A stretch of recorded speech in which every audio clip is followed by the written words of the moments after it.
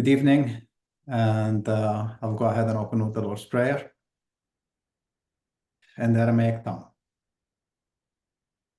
Awun dwashmayaneth qaddash shmach, te malkutach, nehu suyanach, ikanna dwashmaya abbar'a, hawlan lahma tunkanan yawmana, wash waqlan hawbain, ikanna dabhanan shwaqan lahayawain, la ta'lan la'nisyona, illa passan min bisha.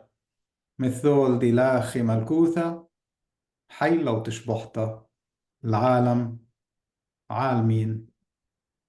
Amen. Well, the quick announcement I want to make is Dr. Eric will be doing next week's session. And I think October 12th, we have the Nohra Light School of Light session. You should be getting emails if you haven't already. And that's that will require registration, etc. So watch for your email, and if you're not a member of the foundation or on our mailing list, please join, and that way you can get information about other sessions that we do besides these Wednesday nights.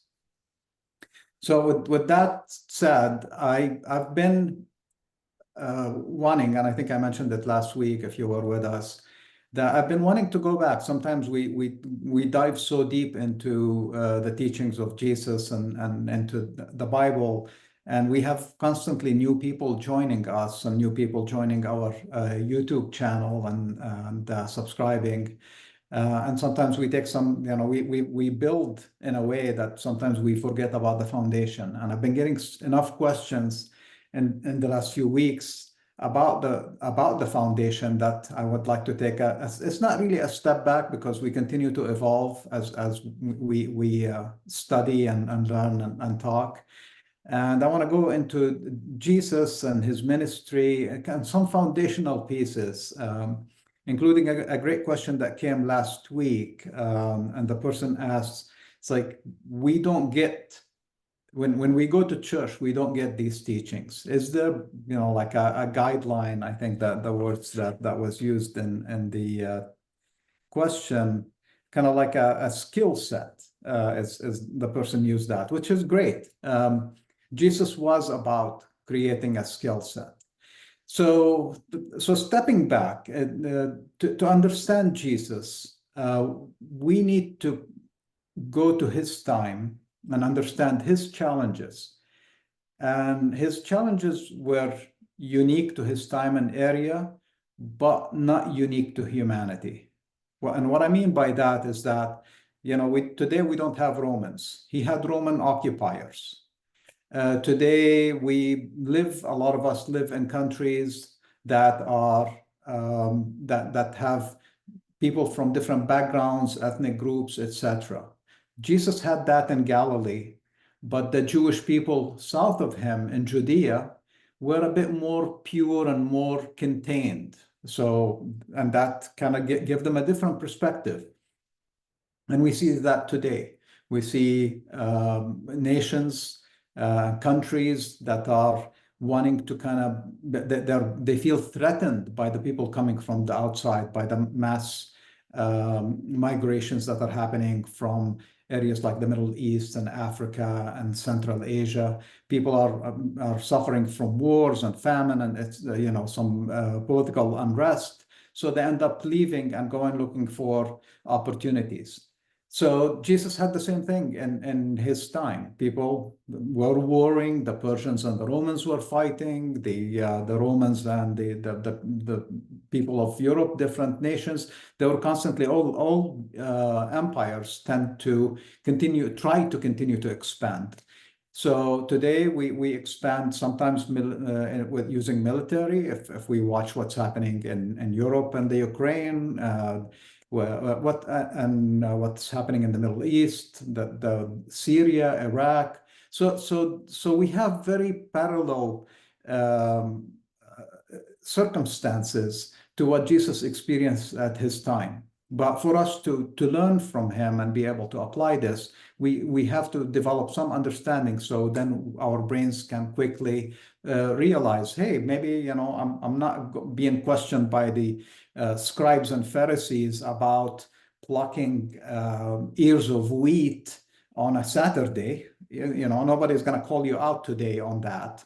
But then your church or your community or people at work or the police will try to enforce some things and that are founded by law, by culture, and so forth. That you go like, oh, now I get what the ears of wheat were about. They're trying to do that, and this is what Jesus is talking about. So his teachings, that the reason I've dedicated the last 25 years or quite a bit of time in the last 25 years to his teachings is that I see how relevant they are. And they, for me personally, they're my safety net. They are my guiding light. And the reason for that is because before I found Jesus, I was like everybody else who doesn't know Jesus or knows a Jesus Christ that some church, some denomination had introduced to my life. And that was not satisfying. I was totally checked out from my Christian background. And the culture I grew up in was a very very strong culture. And if you don't know me, this is the first time you're hearing me. I come from a Palestinian Christian background. My parents are from two different denominations. So I've been introduced to a little bit of Byzantine and a little bit of Greek Orthodox. And then I grew up in the Middle East in what we call the Palestinian escape from genocide.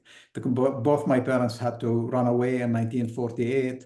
And I was born in Libya, a very Islamic North African culture that had its own pains soon. Like when I was born, it was soon after the British had left and put a king in place.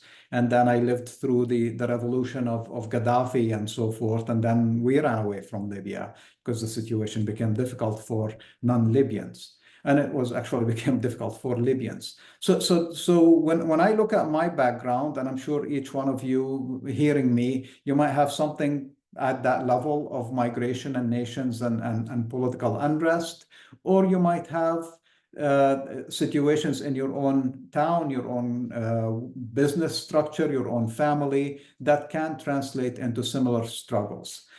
Today, I live in the U.S. and the U.S. is divided in so many ways politically, and because of that, it's the U.S. I came to in 1985 and became a citizen and so forth is not the same U.S. I live in today.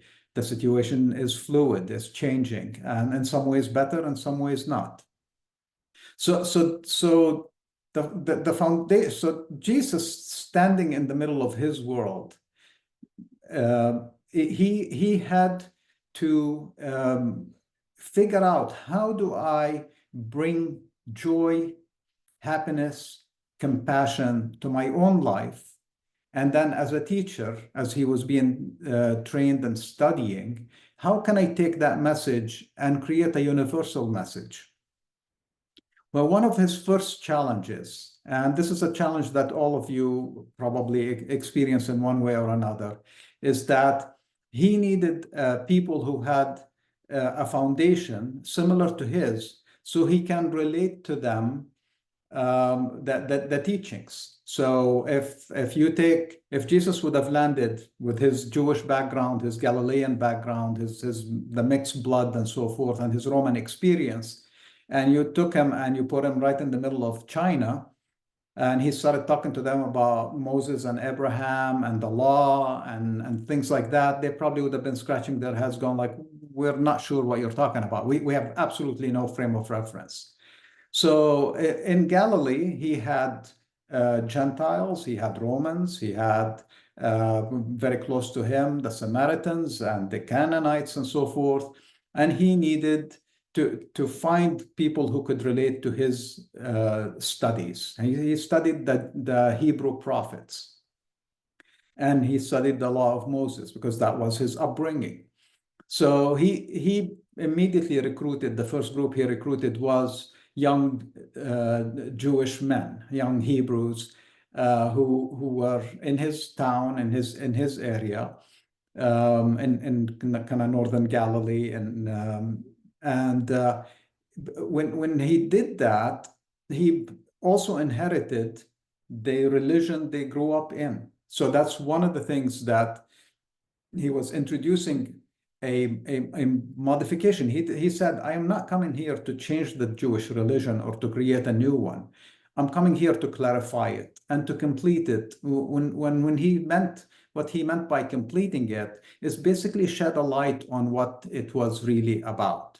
And he felt very strongly, and he could support that by his studies, that the religion has moved away from what it was intended to be.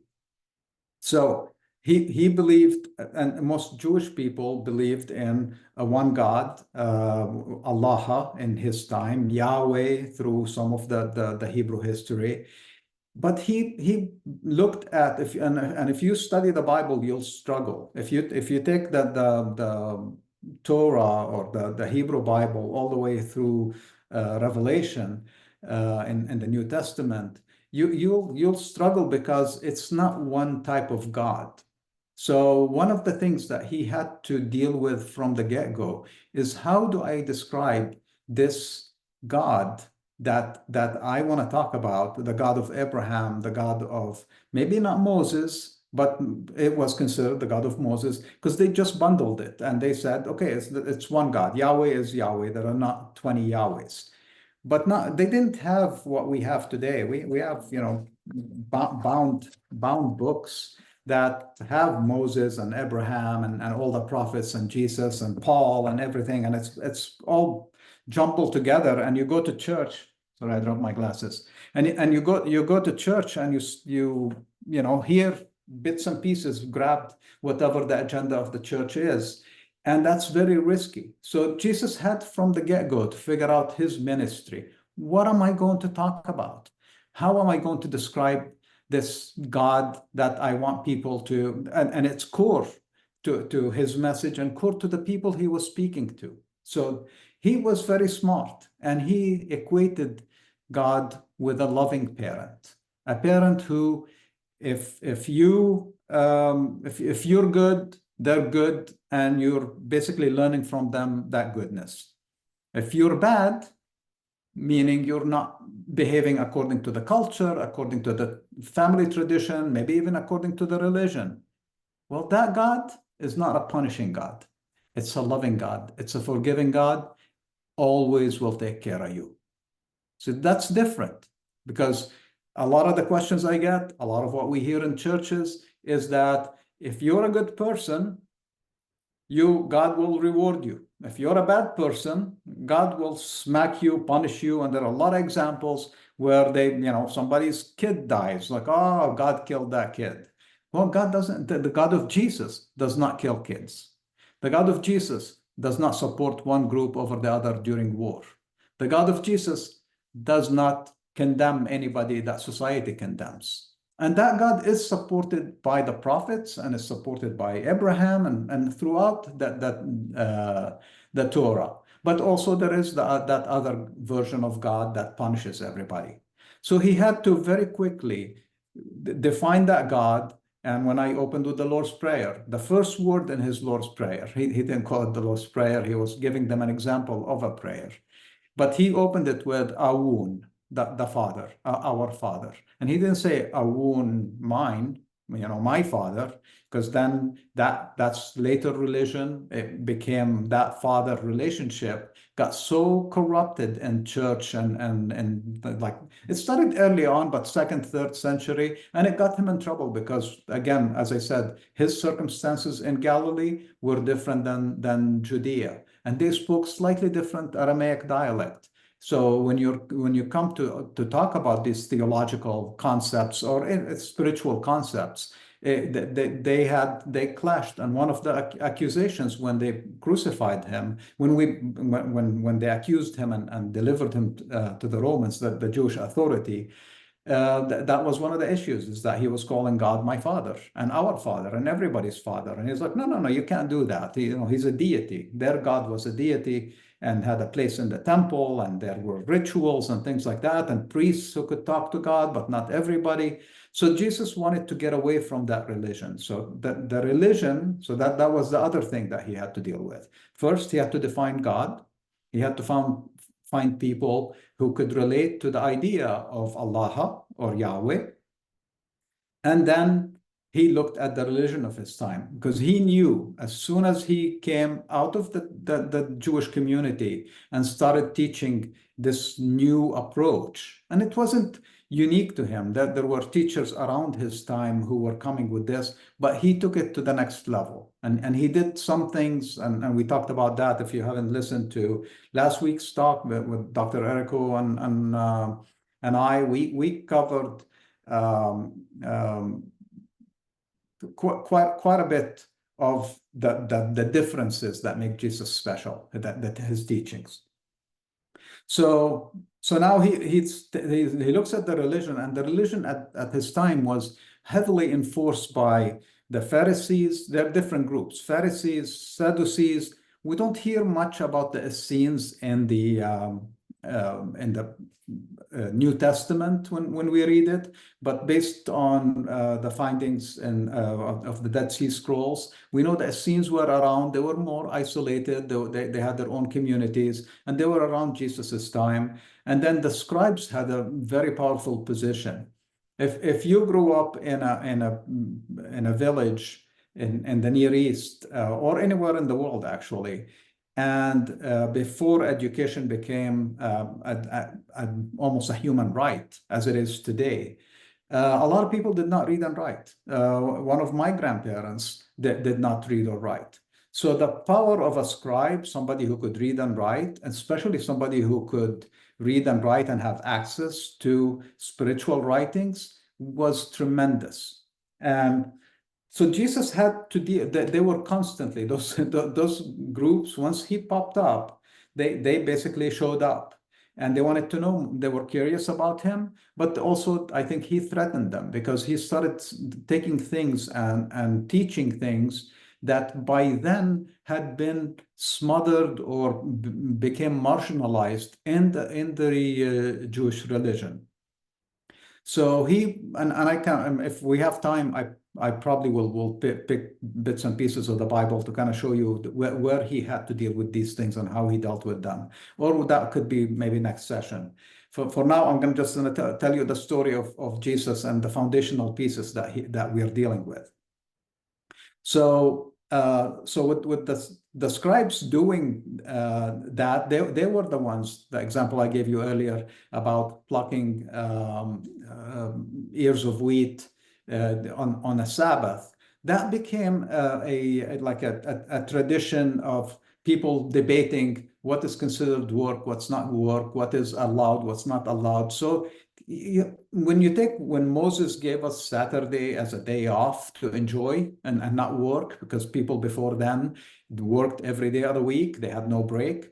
So they got a weekend basically.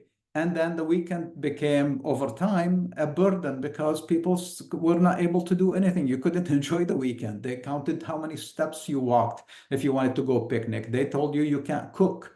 You can't light a candle. It's like, what the heck is that kind of weekend? Imagine if that's your weekend. If your company tells you, don't come to work on Saturday and Sunday, but here are all the things that you can't do when you're not at work.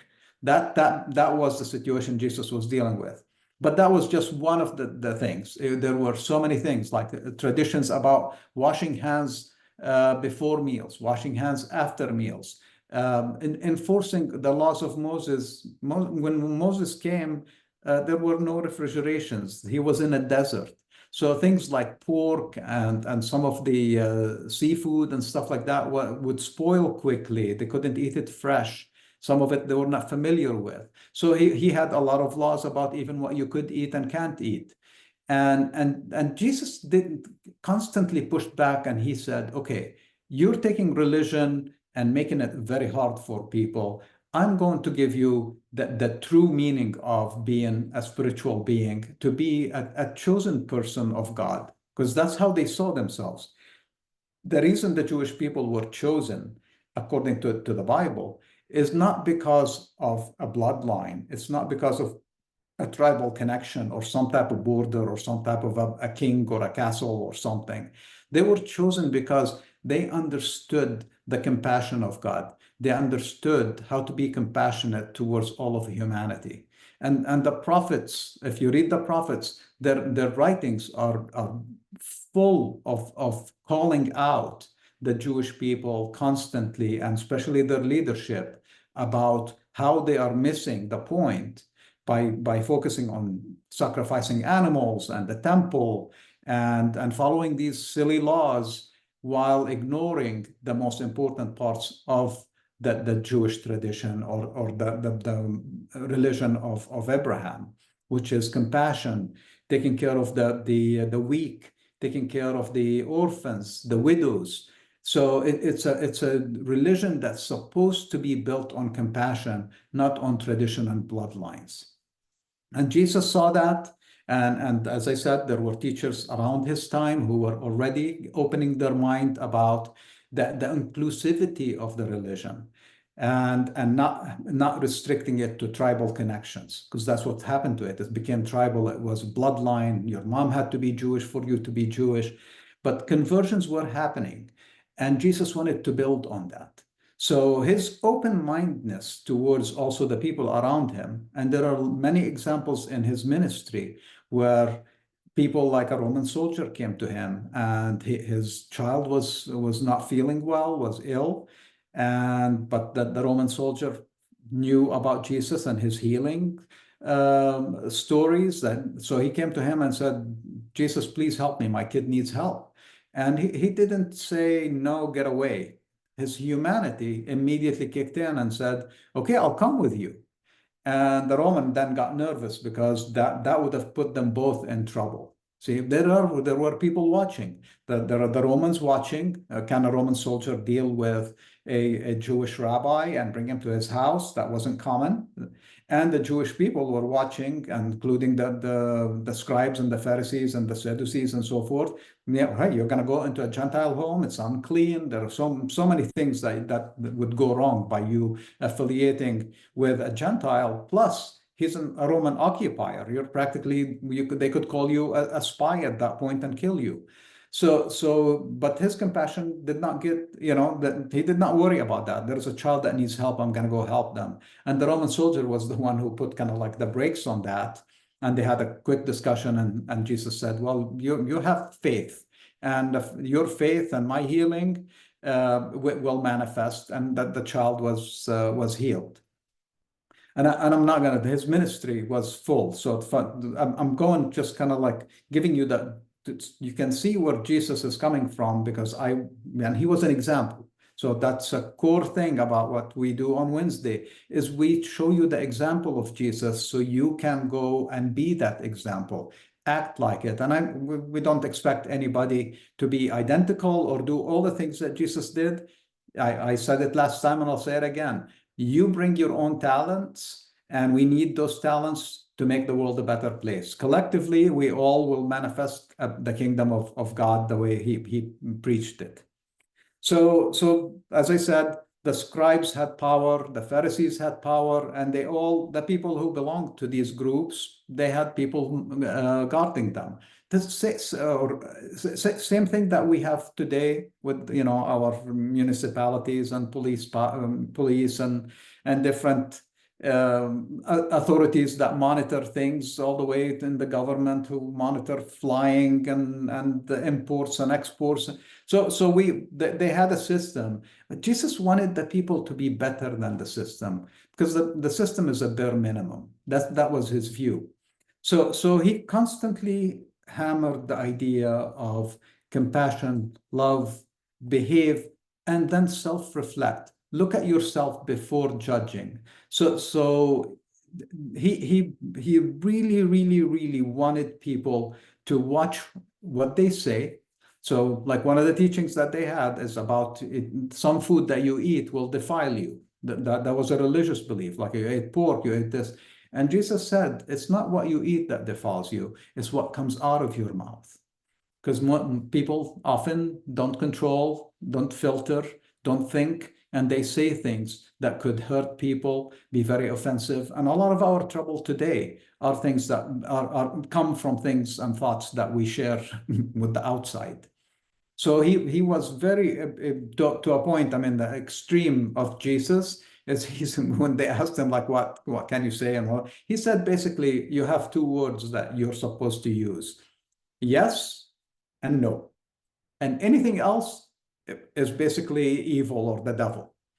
And evil is that it could create trouble. And if you apply, I mean, it's a simple rule. If you want, we're talking about skill sets.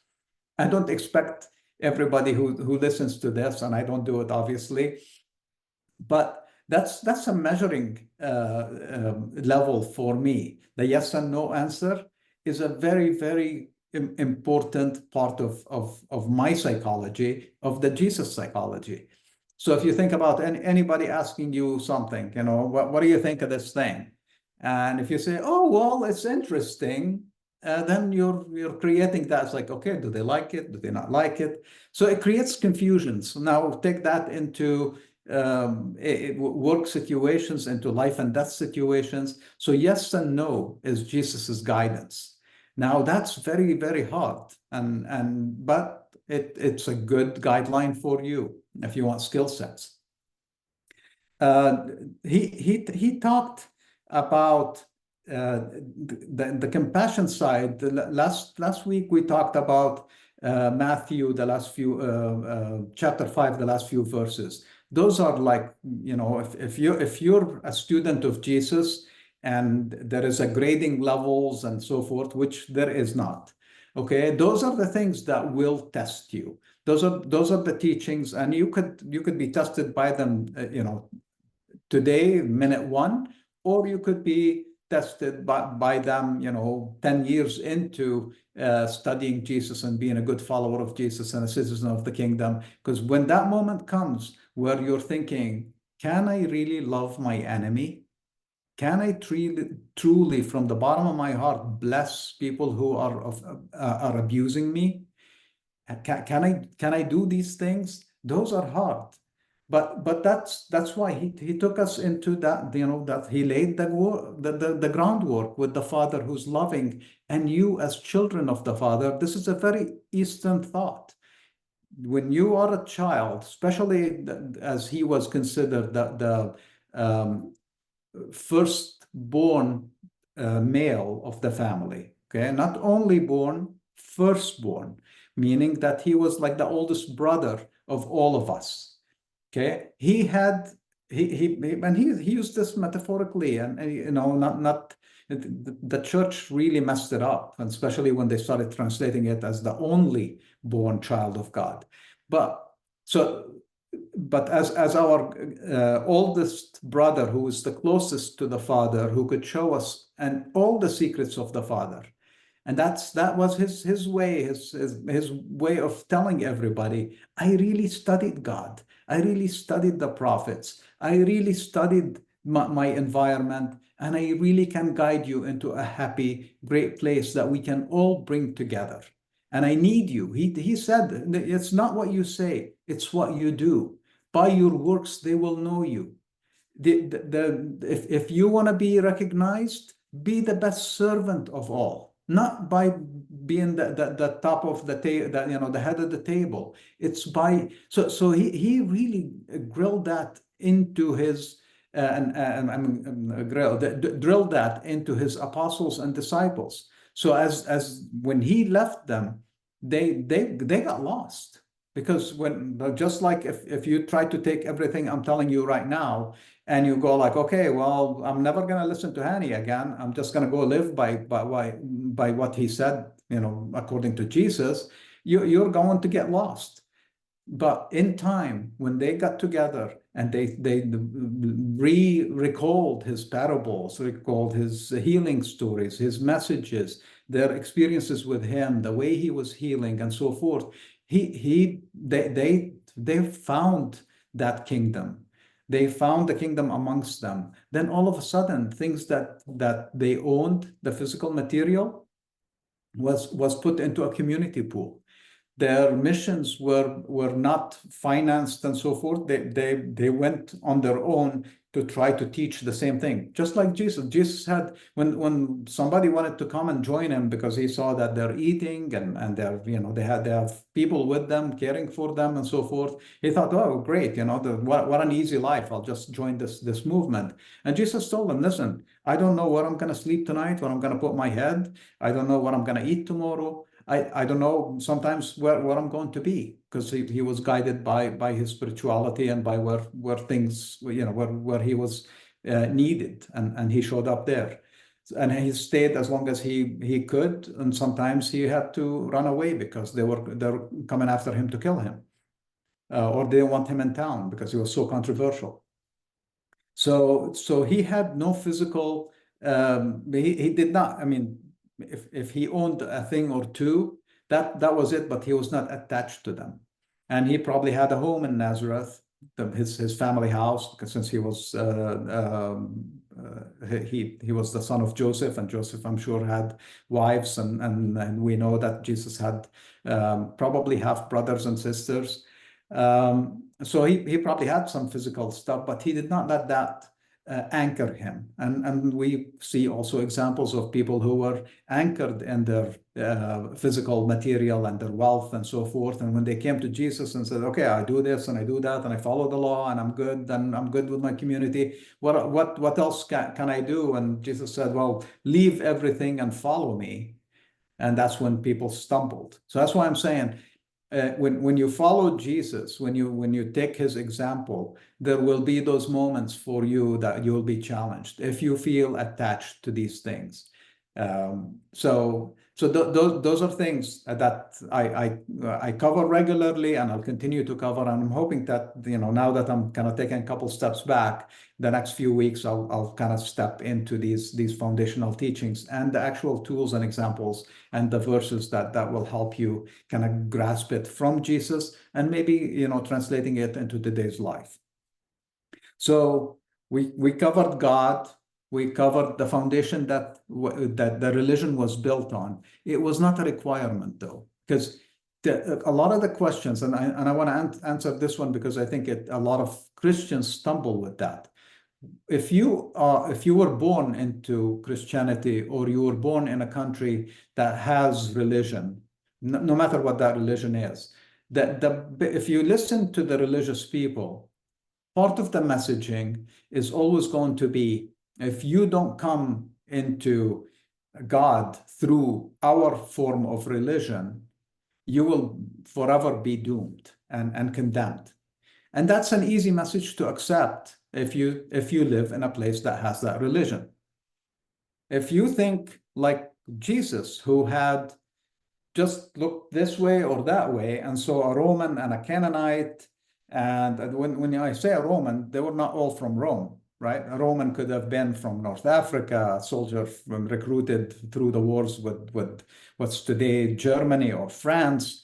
Okay, so they had people who from all over the world, in that he could look left and right and see them. And they all had their own little figurines of their gods and their families and so forth. There were a lot of religions in the Roman Empire.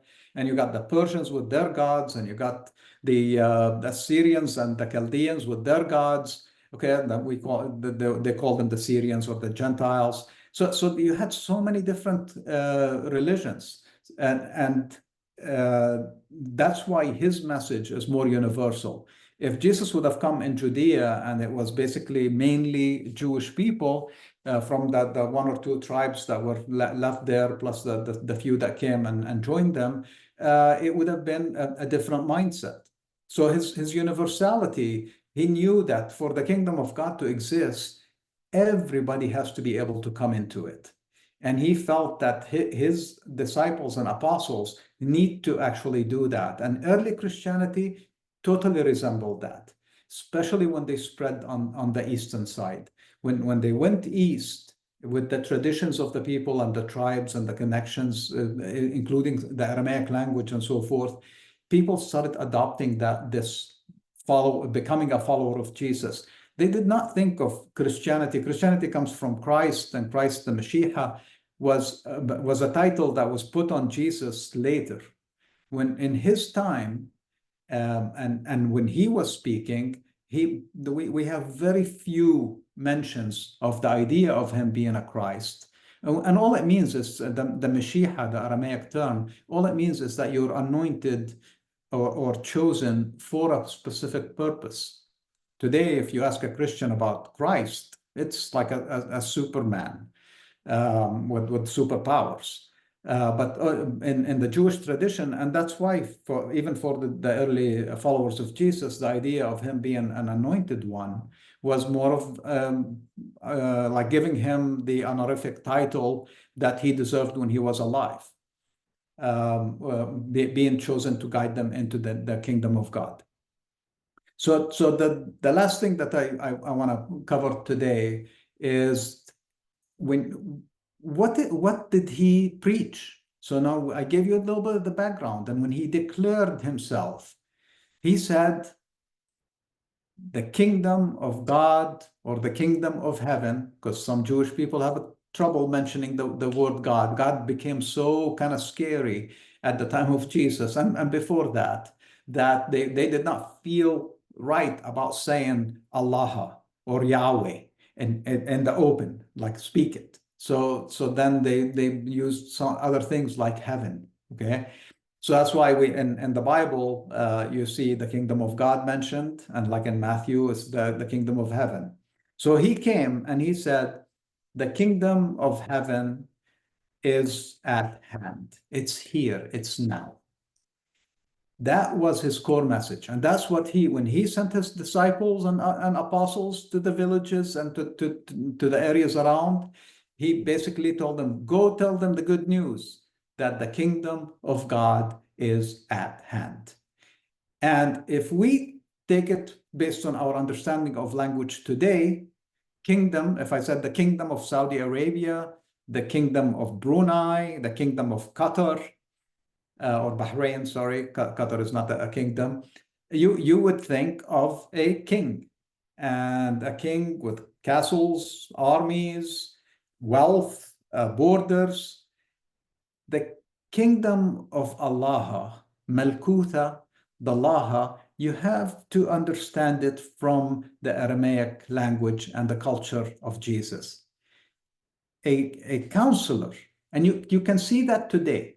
So if you grew up in the Middle East, or if you study the history of the Middle East, especially around the time when the British left, and they left these areas like the Saudi and the Emirates and Qatar and Bahrain, there were tribes there. And those tribes took the wise leaders they had and treated them. Eventually, they became presidents. But at the time, what that tribe leader had to do, and this is, I'm talking about like 1960s. So if you take it back to the time of Jesus and the tribes of his time, a king is not the king that we think of today. It's not the King Charles and the kings of England and the way we see them in TV shows with swords and horses and castles. What we see is an Eastern tribal leader whose core job is to guide his tribe to safety, to prosperity, to happiness, and especially in the kind of turmoil that the Near East constantly lived under, with armies invading and tribes invading tribes. So think of that. That's the Malkutha, the Allaha, that's the Malkutha, the Shmaya that Jesus is talking about, is we have the God, Allaha, as our guiding leader of this new human tribe. And the job of that God is to lead us into good pastures, good waters, safety, give us strength when we are afraid, give us comfort when we are suffering. That's where you see Jesus talks about blessed are the meek, blessed are the mourners, because he saw that that's what people are needing. The bulk of the people are not living in castles. They don't have armies to protect them. The bulk of them are at the mercy of one another. and sometimes at the mercy of a soldier who has a big heart, or a scribe or a Pharisee who doesn't want to levy heavy penalties on them. So Jesus wanted to build from the ground up a movement of the masses, regardless of their tribal connections, bloodlines, nationalities. He wanted to build this new place where we can all take care of one another, all bring our talents for the good of humanity.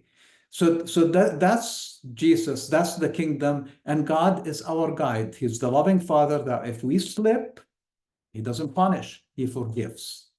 If we do well, it's expected of us. Keep doing it, do more, because the satisfaction that you get from that is better than anything anybody can give you when you do it, especially if it's pure.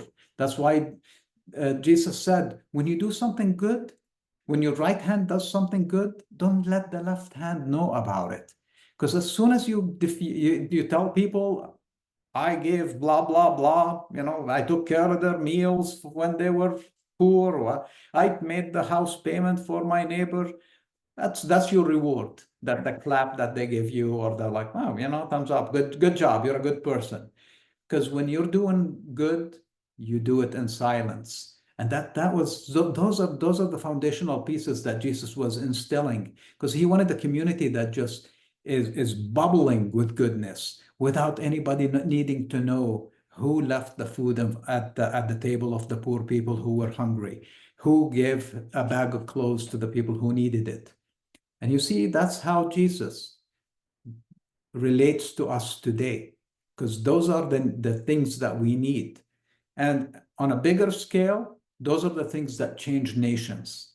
And those are the things that stop wars. Because then if you grow up in that community, you're not going to be elected to an office where you're going to lead an army to invade or hurt somebody else. Your mindset would be about how to bring prosperity to my people and how to bring prosperity and safety to everybody around me, so nobody has to live in fear. That's the power of Jesus. And that's all I'm going to talk about today. We'll continue with unfolding the kingdom system, hopefully next time I speak. So we have about 15 minutes or so. I'm going to look at the questions that came in today, plus I have a bunch of ones that came the last few weeks that I need to address. And if you have any questions, please feel free to use the Q&A button and send those in. Okay. So the first question, is the devil a term for error, or is it an actual entity? Because Satan wasn't mentioned until the book of Chronicles. There is no entity. So it's used as the tempter, the temptation, but which basically are our thoughts. That our biggest devil is our thoughts. And no, there is no entity, there is no falling angel. And Dr. Errico has done many talks, I'm going to say, recently. And if you contact the foundation, he has full CDs about the devil. There is a lot of other people who wrote about the idea and the misunderstanding that left us with actually a person with horns and red, and Dante played a big role, and hell became a domain of the devil. So we have a lot of questions sometimes about when we die, what happens. And that was the last point that I was trying to make, is that if you grow up in Christianity and Jesus is a default, if you grow up in Islam and Muhammad and his teachings are your default, it's then the next thought, which became very dangerous actually throughout history to this day, is that when you go, and you encounter people who are not familiar with your religion, you try to force it on them to save them sometimes, like the good intention of the Christians who converted a lot of really good people who had probably better spirituality than they brought to them. That's one of the risks, and Jesus did not want that. That's why he set up no center.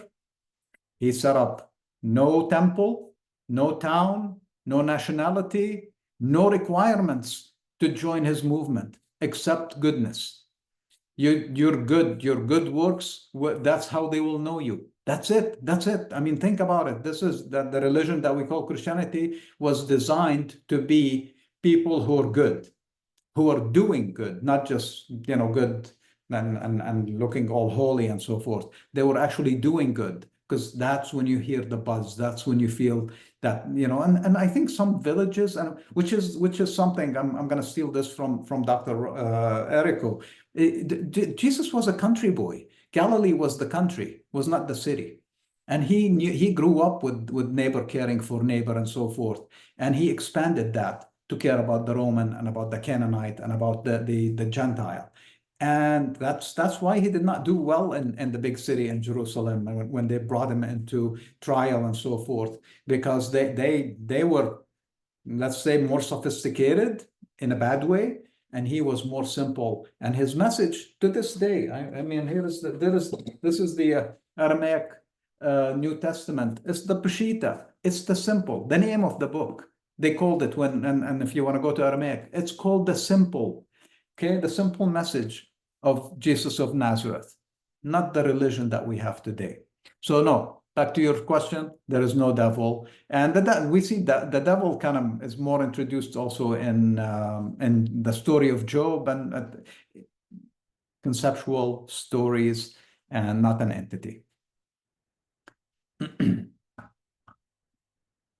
Okay, the next question is, what does the Torah imply when it orders to put people to death for worshiping other gods and blasphemy?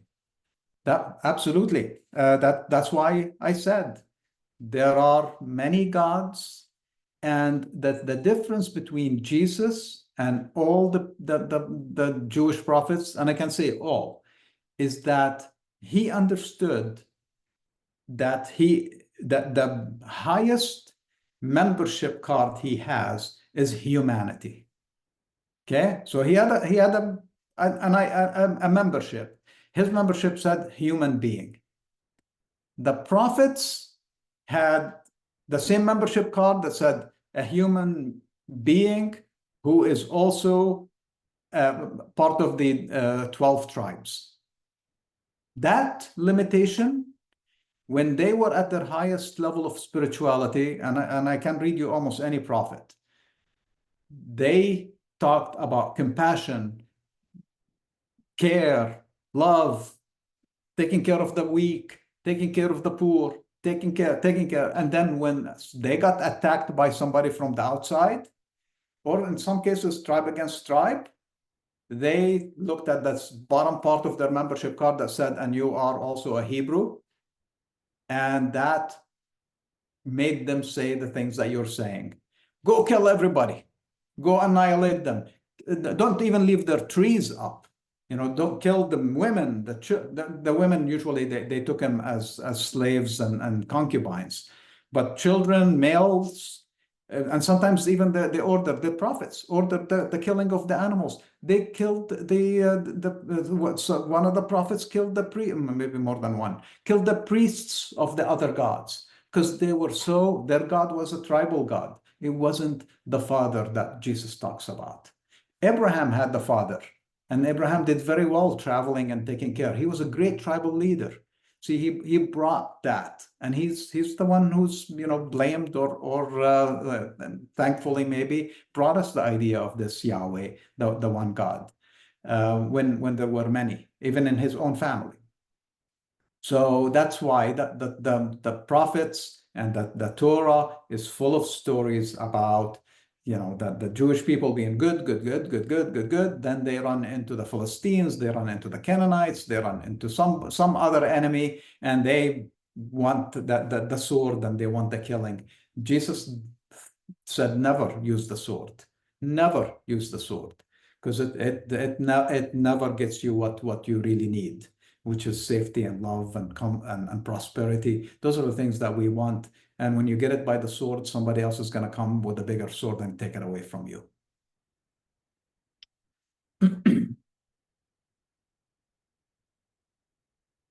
I think so. So the question is, what are the 3 dots on the symbol on your left? So this, I think it's more decorative in this case. It's the Yah. This is the Yahweh. That's and it's on a lot of the books. I don't know if it's on this one. Yeah. So the Bible, the Lamsa Bible has it. It's just that when you do Eastern style writing and stuff like that, sometimes they put things that you would think that they actually have a meaning and they don't. I think this is decorative. And maybe in Christianity, probably symbolized the Trinity, but the Eastern Trinity, not the Western Trinity. And that's we have a question on that probably Dr. Eric will address hopefully next time.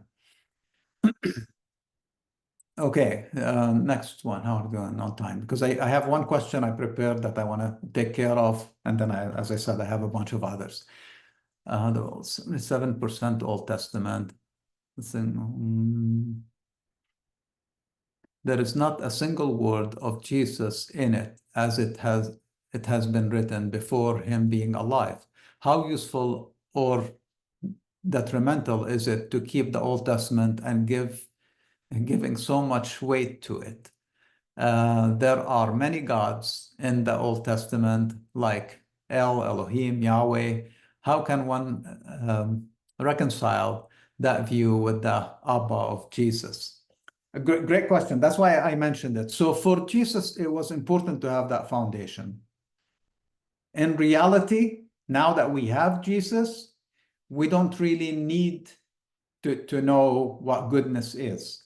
So, but if you're studying Jesus, a lot of his references, a lot of his discussions and arguments and so forth come from the Old Testament and the prophets. So if you've never, as I was just saying a minute ago, if you've never met a Christian and you're really good and you live in the mountains and you've never met any other religion, but you're good with people and people in your village and so forth, you don't need Jesus, you don't need the Old Testament, but there is no membership system.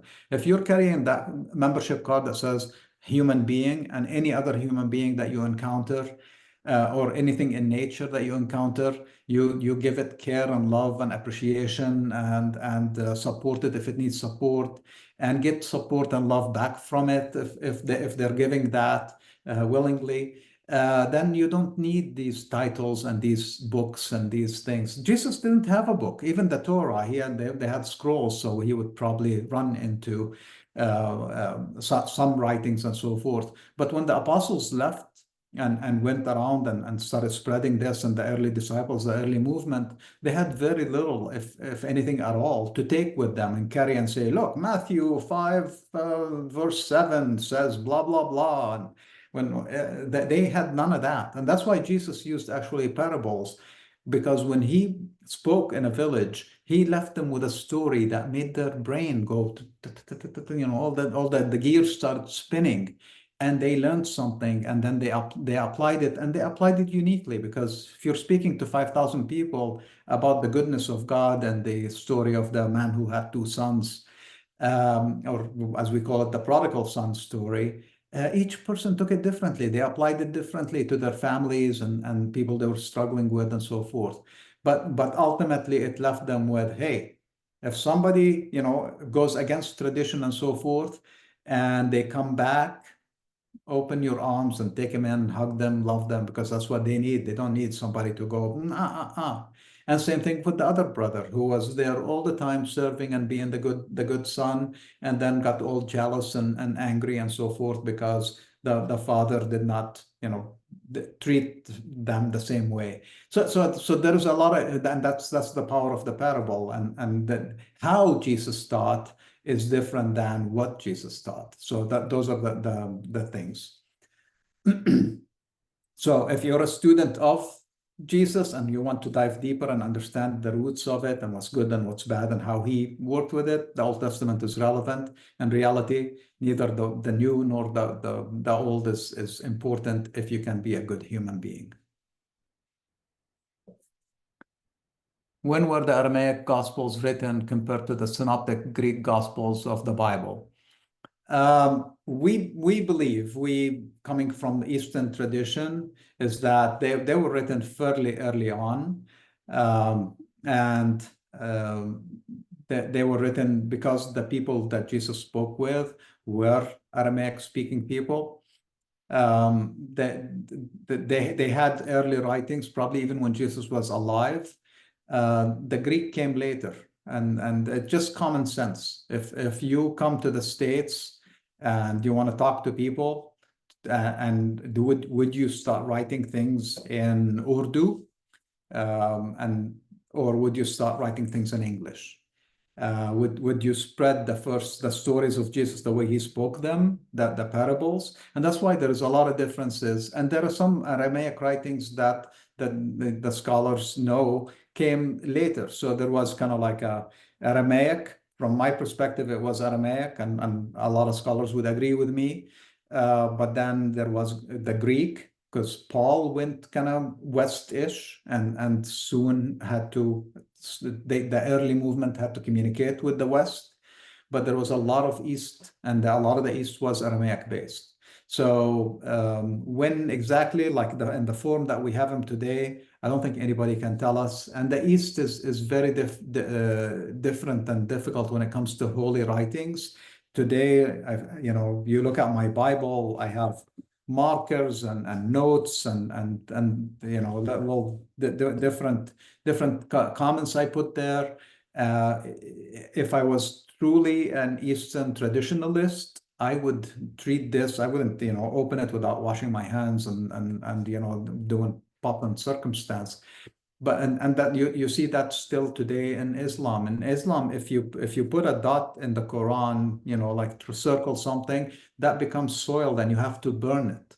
So if you think about early movement, if the same mindset that came around the time of the Prophet Muhammad still existed in early Christianity, they probably burned a lot of the books once they copied it, because a dot, and I'll show you. So one of the questions I want to answer next is something from one of the Psalms. So I'll go ahead and share my screen. And you can see just from the way they put dots on, the word can change the way you say it. So this is Aramaic, and this is from I think the 27th Psalm. But somebody had asked last time. So this, a letter could change. Like this letter is an R, and if the dot was below, it would be a D, which has a totally different meaning if it's has a meaning at all. So that's the thing that you need to be aware of when it comes to people trying to date these books. Is a lot of them probably were destroyed, and then a lot of them were lost because of the invaders and so forth. So we have a lot more of the Greek stuff because it went to the West, and the West became a Christian nation, or a Christian world, and was more protective. In the East, a lot of things, including some of the writings that were deemed not acceptable by the Western Church as it got formed under Constantine. So a lot of things got destroyed. We'll never know, but I think it was before anything Greek or Latin was written. So the question I got a couple of weeks ago is that there are many beautiful affirmations of our relationship with God in Psalms. How do you say the Lord is my rock and my salvation, which like Psalm 18 has it, and the Lord is my light in Aramaic. So I'll start with the Lord is my light. This is the saying. I'm gonna leave it here. Hopefully you can go look at this on YouTube. And we're almost at time, so I'll just do this and I'll dive into the other stuff next time. But you'd say Maria, the Lord, and this is, if you read it, you'd say Nur. But if you like your Aramaic, this is an H and this is a Yod. So if I read it literally, I would say Nuhri, my light. Okay, but the Aramaic tradition is Nur. Assyrians, Arabs, they would say Nuri, and the H is very weakened here. So it would be Nuri, which is my light. but the correct Aramaic is Nur, Wu, and, I didn't put the and here, Furqan, and the same thing here, there is a yod, it would be Furqani, my salvation. So the Lord is light, my light, and my salvation, Furqan. So with that, I'm gonna say thank you for joining me this evening. If you have any questions, you can send them to the foundation. You can put them on YouTube. And hopefully we'll see you next week with Dr. Errico, and we'll continue the week after that with me, hopefully with the same building of what Jesus was all about. Thank you. Have a lovely evening. Thanks again for your time, your contributions. Until next time.